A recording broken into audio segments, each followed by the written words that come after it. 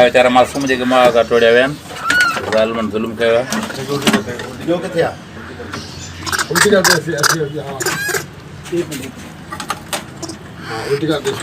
तारीख़ 20/7/2023 additional session जज south Karachi 10 जे हुकुम ते 14 बंदर जा बच्चा जेके खणी गार्डन ज़ू में जे डिप्टी डायरेक्टर साहब जे हवाले कया विया आहिनि।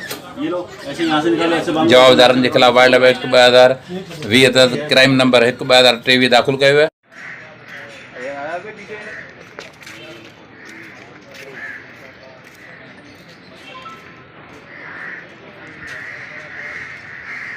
भाई मोबाइल वाले हम करिए